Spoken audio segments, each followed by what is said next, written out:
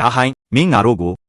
မင်းဆိုင်မှာထမင်းဘူးပြန်ဝယ်စားခွင့်ပေးလို့ရမလားဟင်တပူးကို6ချက်တိုင်းပဲလေငါတို့ဘယ်တော့မှထက်ပြီးပြဿနာမရှာတော့ပါဘူးလို့ကတိပေးပါတယ်မင်းငါတို့ကိုဘာခိုင်းရပါတယ်ဇလန်းပြောသူကျွန်တော်သူ့ကိုကြည့်ပြီးတော်ကြာအောင်တိတ်ဆိတ်သွားခဲ့တယ်အုံကျိုး6ချက်တန်ထမင်းဘူးကိုငါမင်းတို့အတွက်ချက်ပေးလို့ရပါတယ်ဒါပေမဲ့စီကန်းတစ်ခုတော့ရှိတယ်အရင်ပတ်စံပေးပြီးမှထမင်းစားရမယ်အကျွေးလုံးဝမရဘူးပြီးတော့ထမင်းစားတဲ့ကိစ္စကလွဲလို့တခြားအကြောင်းအရာတွေငါ့ကိုလာမပြောနဲ့အုံကျိုးကတစ်ချက်ကြောင်သွားပြီးတဲ့နောက်မျက်ရည်တွေချက်ချင်းစီးကျလာတော့တယ်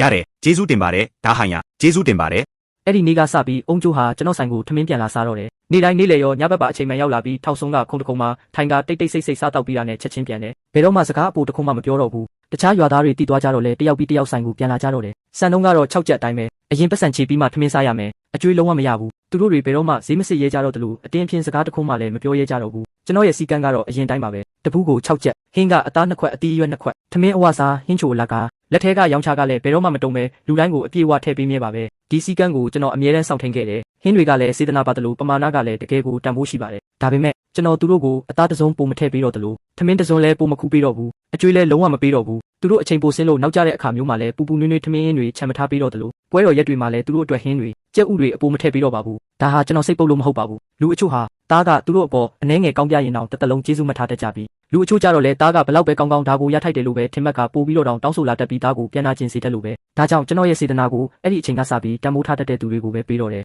လူဘဝဆိုတာကျွန်တော်ဖွင့်ထားတဲ့ဒီစားတောက်ဆိုင်ကြီးလိုပါပဲလူတွေဝင်လာကြတယ်ပြန်ထွက်သွားကြတယ်အချို့လူတွေကမင်းရဲ့ပေးဆက်မှုကိုလေးစားပြီးမင်းရဲ့စေတနာကိုတန်ဖိုးထားတတ်ကြပေမဲ့အချို့လူတွေကြတော့အခွင့်အရေးပဲလိုချင်ကြတယ်ကျေးဇူးတရားကိုမသိတတ်တဲ့အပြင်မင်းရဲ့လုပ်ငန်းကိုပါဖျက်ဆီးပြီးမရထိုက်တာတွေကိုလူယူချင်ကြတယ်ဘသူကဆိုင်ထဲဝင်ဖို့ထိုက်တန်လဲဘသူကိုတကားအပြင်မှာပဲပိတ်ထားရမလဲဆိုတာကိုယ့်ရင်ထဲမှာအဖြေရှိရမယ်ဆိုတာကိုနောက်ဆုံးတော့ကျွန်တော်သဘောပေါက်သွားခဲ့ပါပြီအရင်တုန်းကတော့အားလုံးကတရွာတဲ့သားတွေပဲအပြင်မှာရုန်းကန်ရတာမလွယ်ကူကြဘူးကူညီနိုင်တဲ့လောက်ကူညီပေးရမယ်လို့တွေးပြီးဆိုင်တကားကြီးကိုအကျယ်ကြီးဖွင့်ပေးခဲ့မိတယ်ဘသူမဆိုဝင်လာနိုင်ပြီးတန်ဖိုးမထားတဲ့အမှတ်သားတွေကိုပဲခြံထားခဲ့ကြတာပေါ့အခုတော့ကျွန်တော်သဘောပေါက်သွားပါပြီစေတနာမှာအကန့်အသတ်ရှိရမယ်တကားကိုဘယ်လောက်ထိဖွင့်မလဲဆိုတာကိုယ်တိုင်ပဲဆုံးဖြတ်ရမယ်အခုတော့ကျွန်တော်သဘောပေါက်သွားပါပြီစားတောက်ဆိုင်ရဲ့တကားဖွင့်တာပိတ်တာကိုငါပဲဆုံးဖြတ်မယ်ဟင်းပွဲတွေရဲ့ဈေးနှုန်းတက်မှတ်တာပြောင်းလဲတာကိုငါပဲဆုံးဖြတ်မယ်ဘသူကဆိုင်ထဲဝင်စားလို့ရလဲဘသူကမရဘူးလဲဆိုတာကိုလည်းငါပဲဆုံးဖြတ်ရမယ်အခွင့်အရေးပဲလိုချင်ပြီးကျေးဇူးတရားမသိတတ်တဲ့အဲ့ဒီလူတွေဟာဆိုင်ထဲကိုဝင်လာခွင့်ရရင်တောင်မှကျွန်တော်ရဲ့စီကံအတိုင်းပဲတည်တည်ချာချာလိုက်နာရလိမ့်မယ်တန်ဖိုးမထားတတ်တဲ့အဲ့ဒီလူတွေကိုတော့ကျွန်တော်အစကတည်းကတကားပြင်ပမှာပဲထာဝရပိတ်လောင်ထားလိုက်ပါပြီတကယ်ပဲတန်ဖိုးရှိတဲ့သူတွေဥပမာကျွန်တော်ရဲ့မိသားစုဝင်တွေနဲ့ကွယ်လွန်သွားခဲ့ပြီဖြစ်ပေမဲ့တစ်သက်လုံးလူအများပေါ်သဘောကောင်းခဲ့တဲ့ဦးလေးချမ်းတို့လိုလူမျိုးတွေကိုတော့ကျွန်တော်ရဲ့စေတနာတွေအမြဲတမ်းပေးအပ်သွားမှာပါ